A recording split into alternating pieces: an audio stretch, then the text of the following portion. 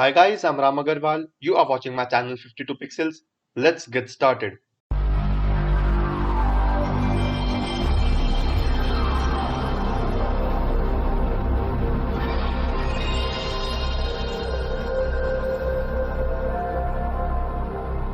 Guys, in today's tutorial, we are going to see how to fix a camera and how to get the depth of field in the 3D object. So this is where we left off yesterday, and as you can see, we've already worked with the 3D extrusion, changing the materials, and overall learning the you can say the 3D ecosystem of Photoshop. But anyways, in today's tutorial, we are going to see how to fix a camera and how to work with a depth of field in Photoshop.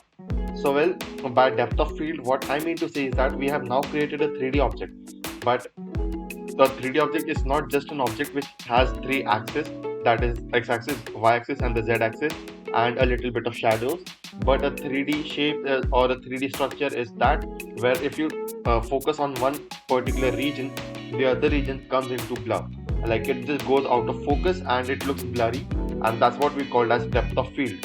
So we have created a 3D object now, but we have to make it look more realistic, and that's what we can do using depth of field.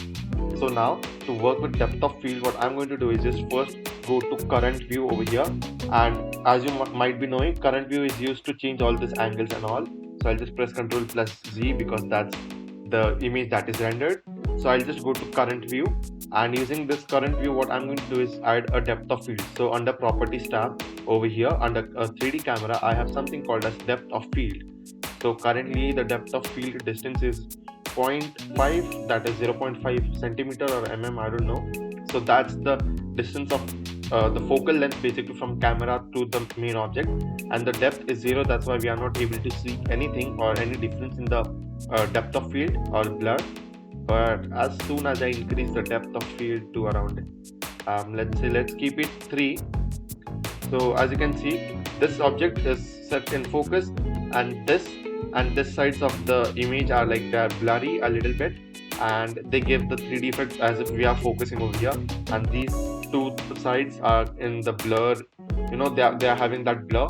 But if you want to increase the distance, or if you want to change the direction, so if I just don't want to focus on this region, instead I want to have my focus on this region, I can just experiment with distance. So I can either take it in negatives, like not negatives but near 0. So the more it is near 0, the more the thing is going to get blurred, and the more it is going to be away from 0, again it's going to get blurred, but it is going to start from that area. So it means that if the distance increases, the blur starts from here till here, and if the distance decreases, the blur starts from here to here. So if I want to focus in this region and make all these regions blur, I'll have to take it near to 0 as possible. So somewhere over here, as you can see, so now the blur is starting from here, and slowly and gradually it's just moving from this part. Just a second. So it's moving from this part to this part, as you can see, and this region is in focus. You won't be able to notice that until I render it. So I just render the 3D layer, and again it's going to take a lot of time, so we can have our sweet time. You can have just a coffee or something, and then come over here, come back, and let's see what happens. But you don't have to wait. In this particular video, I'll just speed it up for you guys. Well, as you very well know, I'm very impatient, and I cannot just wait for so long to let it render completely. So I stopped the rendering in the midway by pressing the escape key. But now, as you can see, this region is overall in focus, where this lorem ipsum L and O are in focus, whereas everything else is getting slowly blurred out until this edge finally, which is like completely blurred. So that gives me the depth of field that I wanted. Now second thing that I promised you was working with the camera. So setting up camera, basically what I mean to say is that, so suppose we are working in this direction, but now if I just change the direction somewhat like this over here to see from behind what it looks like, and then again I plan to shift this direction, but then I realized that okay, there's some angle missing, and I just cannot get it back to normal because I have actually lost that particular angle. And to find that sweet spot once again, I'll have to work a lot of stuff so that I can find that area which I like the most. So to do that, what I'm going to do is So this is the place where it got rendered. What I'm going to do is just go to this view option, and under here we have all these views: default view, top view, right, like everything. We have everything that you need: vanishing point grid, default camera, and everything. So basically, if you don't understand, the camera means so we are looking at this image or this 3D object through a camera. So if we rotate, actually the camera is rotating, but as the camera is rotating, I get a view of this object in 3D way. So actually we are not doing anything, the camera is moving. So that's what camera is, and we can use that camera to modify the looks or the places that we focus on in the particular image.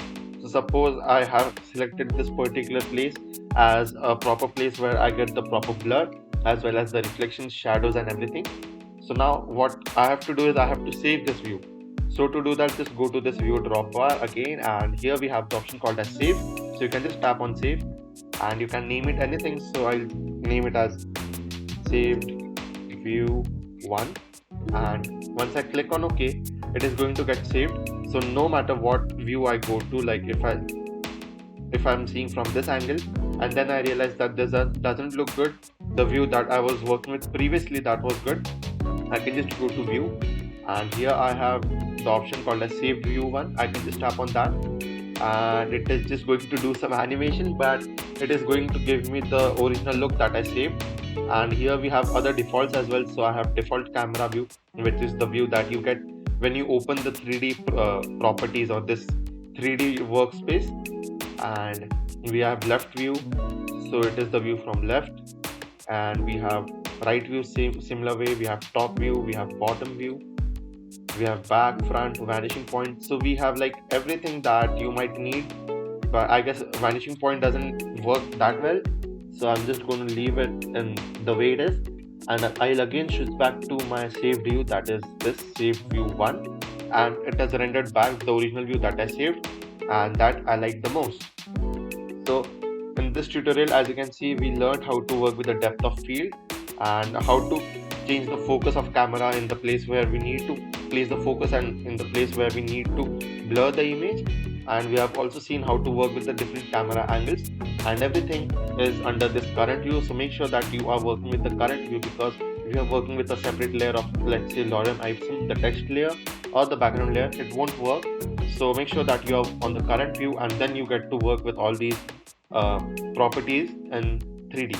So well, that's it for today guys. If you found the video to be helpful, please like the video, and in case of any queries or suggestions, please feel free to reach out to me through the comments. With that being said, it's me Agarwal signing off for the day. See you in the next one.